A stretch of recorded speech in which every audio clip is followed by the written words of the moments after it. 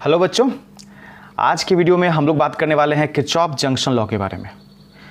अब देखो, ये जो लॉ है जिन साइंटिस्ट के नाम पे पढ़ा है उनका नाम है गुस्ताव रॉबर्ट किरचॉफ।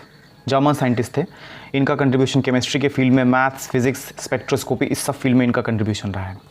इन्होंने सबसे पहले ये जो लॉ है इलेक्ट्रिक सर्किट से रिलेटेड, ये लॉ 1845 में प्रपोज किया था, है ना।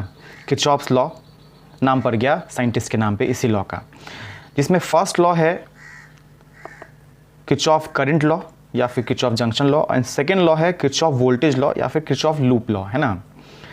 इसमें से हम लोग अभी जो देखने वाले हैं वो है first law Kirchhoff current law या फिर किरचॉफ जंक्शन लॉ, ठीक है। अब देखो, किरचॉफ जंक्शन लॉ क्या है। तो किसी भी इलेक्ट्रिक सर्किट में total current coming to a junction will be equal to total current leaving the junction. जैसे यहाँ देखो, टोटल जो करंट आ रहा है वो क्या है, I1 प्लस I2, है ना। एंड टोटल करंट जो लीव कर रहा है वो कितना है, दैट इज I3, है ना। तो I1 plus I2 will be equal to I3। बात आ रही है समझ में, ठीक है।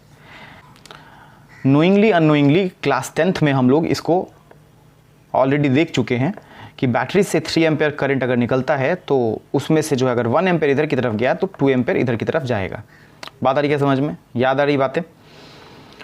अब देखो, इसी को एक और फॉर्म में हम लोग देखते हैं कि algebraic sum of current coming to a junction will be zero. क्या मतलब सर? तो देखो, अभी थोड़ी देर पहले जो हम लोग देखे थे कि देखो I1 एंड I2 आ रहा था जंक्शन पे एंड I3 लीव कर रहा था ना लीव। अब I1 की जगह पे हम लोग कैपिटल I1 मान ले कि आ रहा है और इधर की तरफ कैपिटल I2 मान ले आ रहा है, एंड I3 जो जा रहा था इसकी जगह पे भी माने कि जंक्शन की तरफ ही जो है एक कैपिटल I3 करंट आ रहा है ना। मतलब सारे करंट को टुवर्ड्स जंक्शन अगर मानेंगे तो sum of all the currents coming to a junction, सबका सम अगर कर दोगे, सबको जंक्शन की तरफ आता हुआ मान के, तो अलजेब्रिक सम हो जाएगा ज़ीरो। जैसे यहाँ देखो, अगर I3 ऐसे माने हैं कैपिटल I3, तो capital I3 minus times of small I3 हो जाएगा। देखो, capital I3 will B minus times of small I3, ठीक है। अब देखो, जो थोड़ी देर पहले देखे थे I1 plus I2 is equal to I3, current coming to a junction, total current coming to a junction is equal to total current leaving the junction, ये जो लिखे थे, इसमें जो I3 है इस I3 को RHS से LHS की तरफ लेके आ जाओ तो प्लस ये क्या हो जाएगा, माइनस हो जाएगा। अब माइनस हो जाएगा तो भाई माइनस ऑफ स्मॉल I3 मतलब कि कैपिटल I3 के बराबर, तो इसको तुम लिख पा रहे हो इतना, ठीक है। तो अब यही लॉ रीडिफाइन हो गया कि algebraic sum of current coming to a junction will be zero. तो जब भी हम लोग अब लॉ लगाएंगे जंक्शन लॉ, तो करंट को टुवर्ड्स जंक्शन मान लेंगे, ठीक है। और सारे ही ब्रांच का current coming to a junction अगर मान रहे हो तो सम विल बी ज़ीरो, ये यूज़ कर रहे होंगे। बोलो, बात पक्की है? ठीक है। तो अगर ऐसा है तो फिर हम लोग बोल पाएंगे कि देखो सर, अगर इसमें तीनों में जंक्शन की तरफ करंट आ रहा है, तो देखो करंट जो है अगर आता है किसी रेसिस्टर में क्रॉस करता है तो हायर पोटेंशियल से लोअर पोटेंशियल की तरफ फ्लो करता है, ठीक है। ओम्स लॉ में ये पढ़ते हैं, हायर पोटेंशियल से लोअर पोटेंशियल की तरफ फ्लो करता है, तो VA minus VJ upon R will be I1। क्या मतलब? तो ये देखो, एक रेसिस्टर में अगर करंट क्रॉस करता है तो फ्लो करता है ये हायर से लोअर पोटेंशियल की तरफ। जैसे यहाँ पे करंट अगर ऐसे जा रहा है तो देयर मस्ट बी कि A का पोटेंशियल ज़्यादा होगा B से, और potential difference higher minus lower potential difference will be IR। Potential difference across resistor is equal to I times of resistance, है ना। ये ओम्स लॉ होता है, ठीक है। तो यहाँ से I को लिख पाओगे V higher minus V lower upon R, है ना। V higher minus V lower upon resistance, ठीक है। बिल्कुल इसी तरीके से यहाँ पे भी हम लोग लिख रहे हैं I1 को, देखो करंट टुवर्ड्स जंक्शन आ रहा तो इधर को हायर इधर को लोअर मान के VA minus VJ upon R1। Similarly ऐसे जब जा रहा तो इधर की तरफ हायर इधर की तरफ लोअर मान के V higher minus V lower upon resistance. ऐसे यहाँ देखो करंट जो है, ऐसे यहाँ देखो करंट टुवर्ड्स जंक्शन आ रहा तो इधर हायर इधर लोअर, ऐसा मान के V higher minus V lower upon resistance. इस सब का सम करोगे तो क्या हो जाएगा, ज़ीरो के बराबर, है ना। तो ये जो इक्वेशन आया है इसको हम लोग यूज़ कर रहे होंगे बेसिकली। बात आ रही है समझ में, ठीक है। अब इसी पे बेस्ड एक सवाल देखो, फाइंड करना है current in each branch of resistor. ये देखो, एक 3 ब्रांच का एक इस तरीके का सर्किट का एक पार्ट दे रखा है। पोटेंशियल्स जो है एंड पे तुमको ऑलरेडी गिवन है ना। हाँ, जंक्शन का पोटेंशियल नहीं पता है अपने को, है ना। अब बोला जा रहा है कि हर ब्रांच में क्या करंट फ्लो कर रहा होगा वो बताओ, ठीक है। तो यहाँ लगाएंगे हम लोग जंक्शन लॉ, ठीक है। हम लोग बोलेंगे कि सर देखिए करंट जो है कमिंग टू अ जंक्शन, हर ब्रांच का करंट I1 I2 एंड इधर की तरफ अगर I3 मानते हो, है ना, इस तरीके से I1 I2 I3 मानते हो, तो algebraic sum of current coming to a junction will be 0, I1 plus I2 plus I3 will be 0। अब उसको फिर पोटेंशियल डिफरेंस के फॉर्म में ओम्स लॉ लगा के लिखना पड़ेगा अपने को। तो जंक्शन का पोटेंशियल कुछ दिया नहीं हुआ है, देखो यहाँ पे जंक्शन का कुछ पोटेंशियल दिया नहीं हुआ है, तो इसको मान लेते हैं लेट जंक्शन पोटेंशियल भी x वोल्ट, ये एक अननोन हुआ। तो यहाँ पे पोटेंशियल हम लोग मान लिए कितना, x वोल्ट, है ना, देखो x वोल्ट, ठीक। अब उस हिसाब से यहाँ जो करंट I1 है इसको बोल पाओगे 100 minus x upon 2, V higher minus V lower upon resistance. Similarly यहाँ पे लिख पाओगे करंट अगर ऐसे जा रहा था इधर हायर और इधर लोअर कंसीडर कर रहे हैं हम लोग, तो 0 माइनस एक्स अपॉन 4। सिमिलरली यहाँ पे 200 माइनस एक्स अपॉन 4, कुछ इस तरीके का एक्सप्रेशन आया। अब इस इक्वेशन को हम लोग सॉल्व करें तो सॉल्व करने पे जो है x का वैल्यू कितना आ रहा है, 100 आ रहा है, ठीक है। बात आ रही है समझ में, मतलब जंक्शन का पोटेंशियल अब अपने पास आ चुका है, ठीक। अब देखो करंट जो I1 है, यहाँ देखो करंट I1, इसको 100 माइनस एक्स बाई 2 लिखे हो तो 100 माइनस एक्स बाई 2 लिखो, x का वैल्यू उठा के यहाँ पुट कर दिए तो पता चला अरे I1 तो 0 हो गया, 100 माइनस 100 बाई 2। I2 देखो 0 minus x by 4 was I2, तो x इज़ 100, तो 0 minus 100 by 4 minus 25 ampere. And I3 की बात करें तो I3 is 200 minus x by 4, है ना, तो 200 माइनस x इज़ 100 बाई 4 करोगे तो 25 आ रहा है ना। अब तुम बोलोगे सर ये 0 आ गया, ये नेगेटिव आ गया, ये पॉजिटिव आ गया, क्या चक्कर है। तो 0 आ गया मतलब उस ब्रांच में कोई करंट नहीं है, नेगेटिव आ गया तो नेगेटिव आने का मतलब है कि तुम जिधर अज्यूम किए थे डायरेक्शन उसके अपोजिट में डायरेक्शन होगा करंट का, ठीक है। तो यहाँ पे वही बात लिखा हुआ है कि negative sign indicates that current will flow opposite to our assumption, ठीक है। बात आ रही है समझ में। और पॉजिटिव मतलब जिधर माने थे उधर की तरफ ही फ्लो करेगा, ठीक है। तो उस हिसाब से देखो I1 माने थे इस ब्रांच में तो भाई इसमें तो करंट 0 हो गया, I2 माने थे इस ब्रांच में टुवर्ड्स दी जंक्शन I2 माने थे, है ना, टुवर्ड्स दी जंक्शन, लेकिन ये निगेटिव आ रहा है। निगेटिव आ रहा है मतलब हमारे एजम्पशन का जो डायरेक्शन था करंट का उसके अपोजिट डायरेक्शन में 25 एम्पेयर फ्लो करेगा, ठीक है। सिमिलरली यहाँ देखो इस वाले ब्रांच में तो पॉजिटिव आया ना, I3 हम लोग माने थे जंक्शन की तरफ और आ भी गया है पॉजिटिव, तो पॉजिटिव मतलब जिधर माने थे उधर की तरफ ही, तो करंट इस तीनों ब्रांच का आ गया।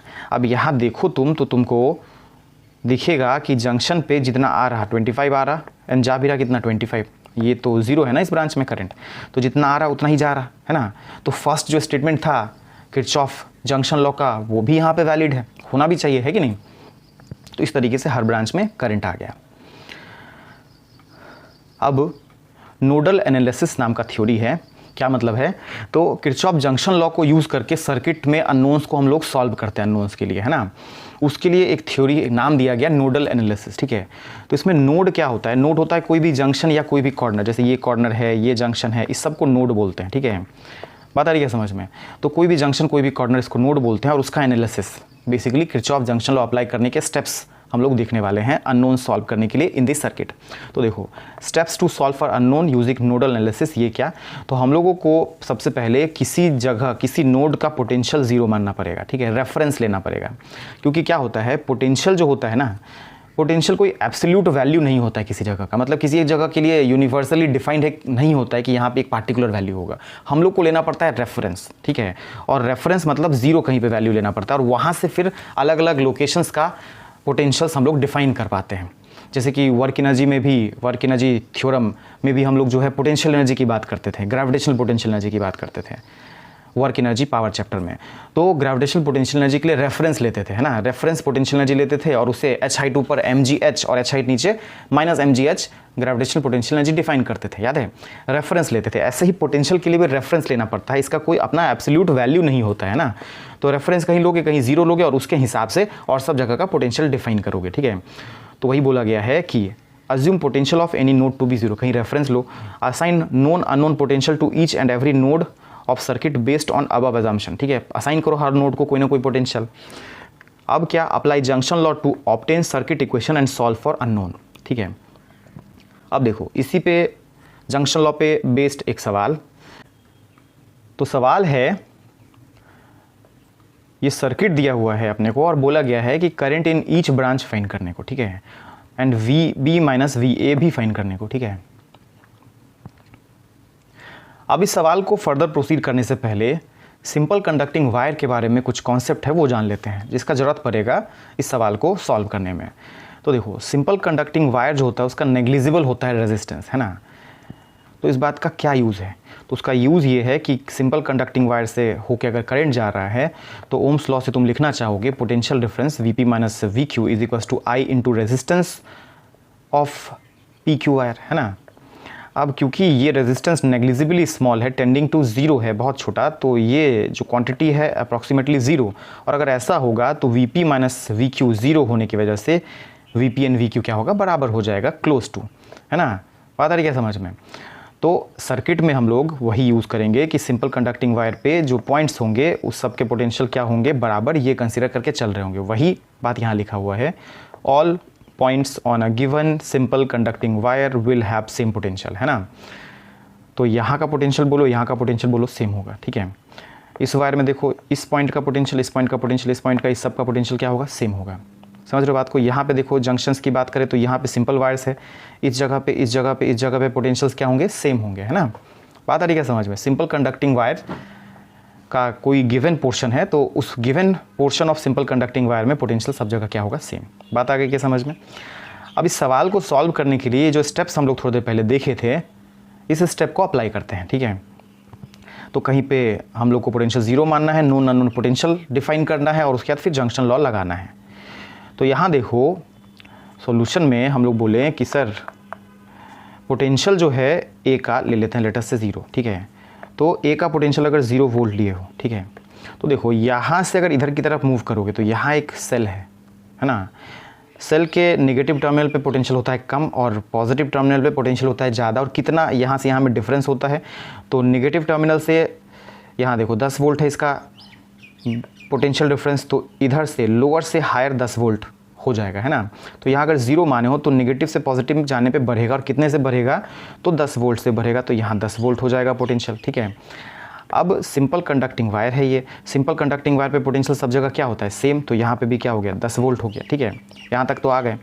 अब रेजिस्टर के क्रॉस जो ड्रॉप होता है ना, पोटेंशियल डिफरेंस जो होता है रेजिस्टर के क्रॉस, इसको हम लोग लिखते हैं I इंटू आर, ठीक है, पोटेंशियल डिफरेंस को। तो क्या तुमको रेजिस्टर में करंट पता है? अभी नहीं पता है।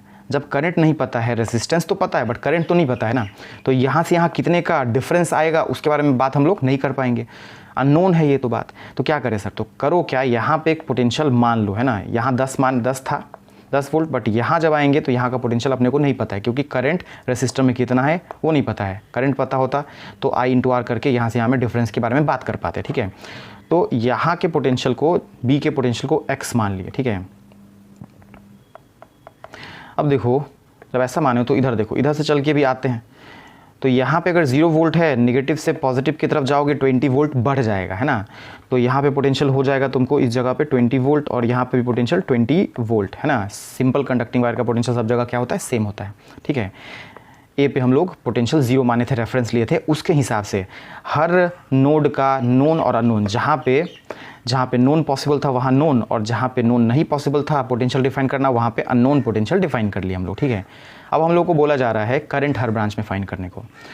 तो देखो, हम लोगों के पास ये जो सर्किट है ऐसा, इस 3 ब्रांच को देखो, है ना।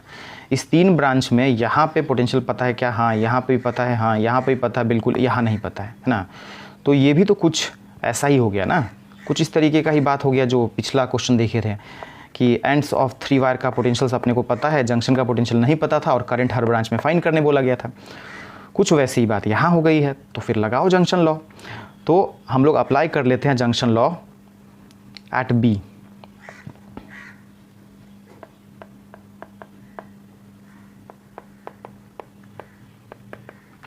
तो जंक्शन लॉ B पे हम लोग कर लिया अप्लाई। तो उसके लिए अब करंट्स मानना पड़ेगा। देखो, यहाँ पे करंट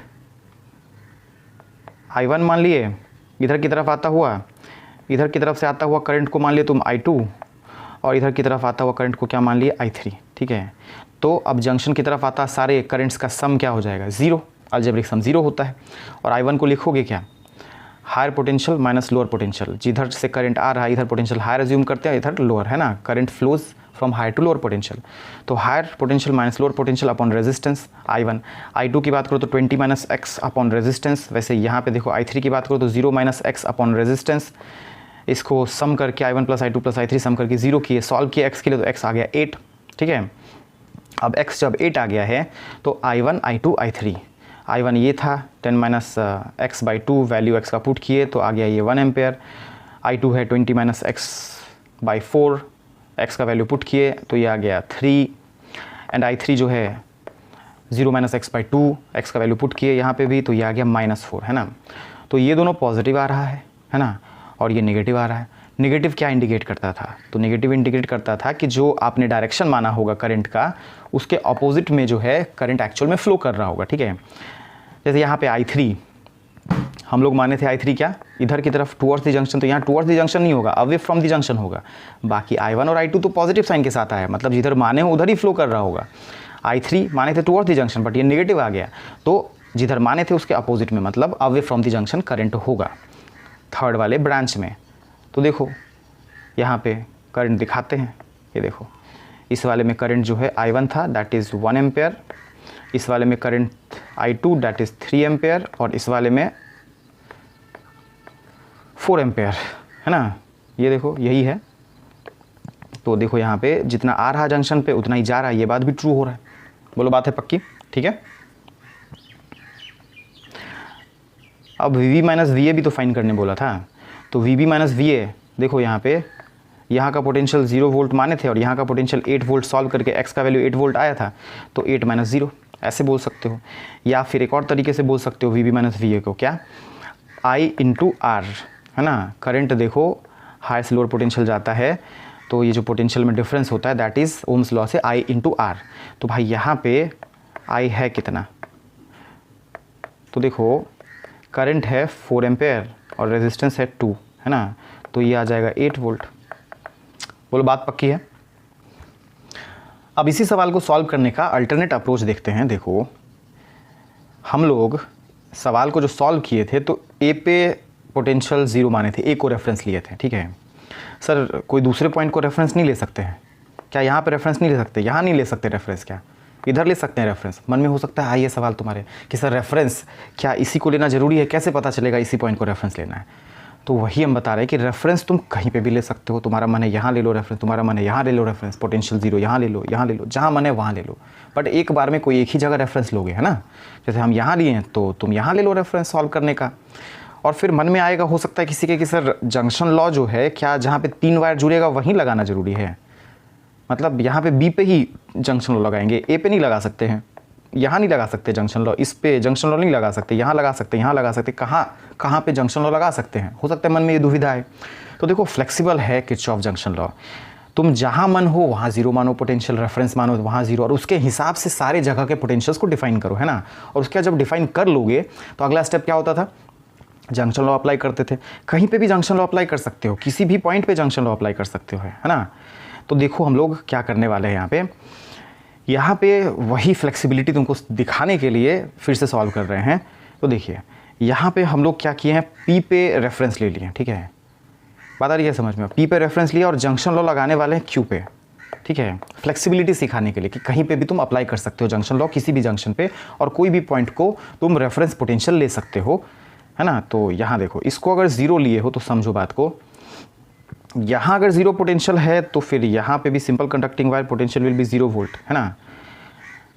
अब यहाँ से इधर अगर जाते हैं तो हायर पोटेंशियल इधर लोअर पोटेंशियल, पोटेंशियल रेफरेंस 20 का होता है जिसमें इधर हायर वोल्टेज इधर लोअर वोल्टेज होगा, तो यहाँ से हायर से लोअर जाओगे 20 वोल्ट कम हो जाएगा, ठीक है। तो यहाँ 0 माने हो तो 0 से 20 वोल्ट कम होना तो -20 हो जाएगा, ठीक है। अब जब ये -20 हो गया है तो देखो अब जब इसको क्रॉस करोगे इस बैटरी को, तो ये बैटरी बोल रहा है कि हमारा इधर लोअर है इधर हायर है, कितना डिफरेंस, तो बोल रहा 10 का डिफरेंस है। तो लोअर से हायर इधर जब जाओगे तो बढ़ेगा पोटेंशियल 10 से, ठीक है। तो यहाँ -20 था और इधर जंप करने पे -20 से 10 बढ़ जाएगा, तो भाई -20 से 10 बढ़ना मतलब -20 + 10, ठीक है, विच इज़ -10, ठीक। अब यहाँ से यहाँ सिंपल कंडक्टिंग वायर में पोटेंशियल सेम होता है, तो यहाँ -10 तो यहाँ पे भी -10, ठीक है। तो यहाँ सबका तो नोन पोटेंशियल आ गया, लेकिन अब यहाँ से जब इधर जाना चाह रहे थे या फिर यहाँ से इधर जाना चाह रहे थे, या फिर कोई बोला सर यहाँ से जाके देखिए, किसी भी तरीके से बी पे जब जाना चाहें तो हर बार रेसिस्टर आया और रेसिस्टर के क्रॉस ड्रॉप होता है IR, पोटेंशियल रेफरेंस बोल दो क्या होता है IR। क्या अपने को करंट इस ब्रांच में पता है? नहीं। तो यहाँ से यहाँ एक्चुअल वैल्यू ऑफ पोटेंशियल यहाँ का नहीं बता पाओगे, है ना। यहाँ से यहाँ जाके भी नहीं बता पाओगे, क्योंकि यहाँ पे भी करंट नहीं पता है, पोटेंशियल ड्रॉप IR नहीं पता है, यहाँ पे भी नहीं पता है ना, रेसिस्टर होने की वजह से और करंट अननोन होने की वजह से। तो यहाँ के पोटेंशियल को तुमको अननोन ही मानना पड़ेगा, तो अननोन मान लो x वोल्ट, ठीक है। ये जब मान लिए तो अब देखो जंक्शन हम लोग यहाँ लगाने वाले हैं, तो यहाँ कौन कौन सा करंट आ रहा है? यहाँ आ रहा है I1 और यहाँ आ रहा है I2। अब I2 कौन से रेसिस्टर से होके आ रहा है? तो 2 ओम रेसिस्टर से होके आ रहा है ना।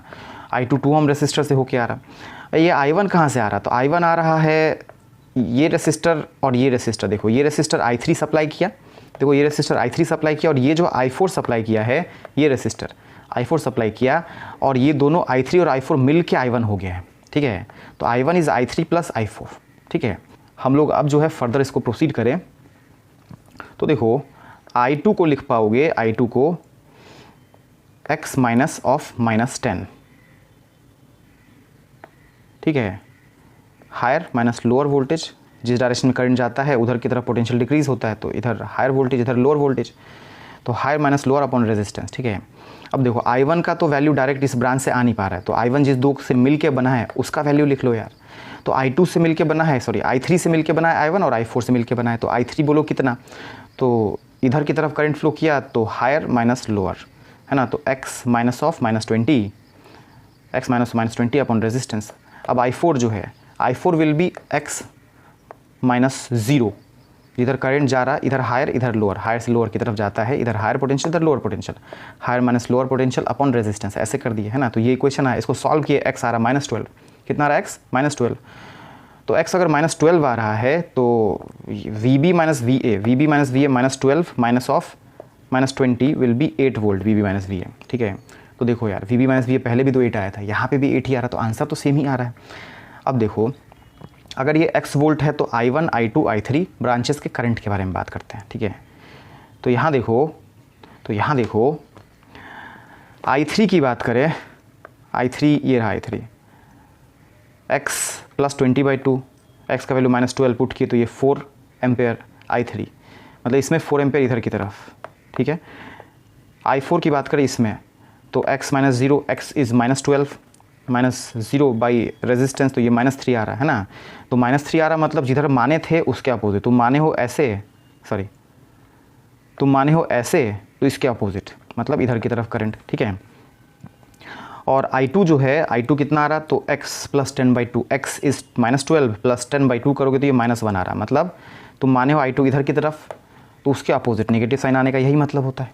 बात आ रही है समझ में कि जिधर माने हैं उसके अपोजिट में, तो उस हिसाब से हम लोग बोल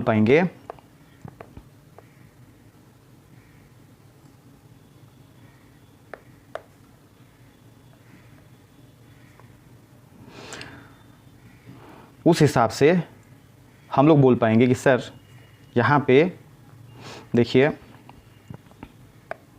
जो I3 है 4, है ना, I3 4, तो इसको 4 मार्क कर दो, पॉजिटिव है तो 4 एम्पेयर। उसके बाद देखिए सर ये I4 जो है, जो ऐसे माने हो दैट इज़ -3, मतलब जिधर माने उसके अपोजिट, तो ये इधर की तरफ 3 एम्पेयर। एंड सर I2 जो है, I2 ये ऐसे माने हैं लेकिन नेगेटिव आया, मतलब जो माने उसके अपोजिट ऐसे इधर की तरफ करंट, तो यहाँ पे दिस विल बी 1 एम्पेयर, है ना। तो फाइनल आंसर ये आ गया करंट्स का, ठीक है। बिल्कुल यही आंसर आया था थोड़ी देर पहले भी, देखो यहाँ पे आया था ना। तो फ्लेक्सिबिलिटी ऑफ जंक्शन लॉ क्या ये तुम समझ चुके हो, ठीक है। तो कहीं पे भी तुम नोड कहीं पे भी 0 मान सकते हो, उसके हिसाब से हर जगह का पोटेंशियल नोन अननोन डिफाइन करो, है ना। और उसके बाद फिर जंक्शन लॉ लगाओ, कहाँ लगाना है, कहीं पे भी लगा लो जंक्शन लॉ, किसी भी नोड पे किसी भी कॉर्नर पे लगा लो जंक्शन लॉ, ठीक है। और उससे अननोन के लिए सॉल्व करो, ठीक।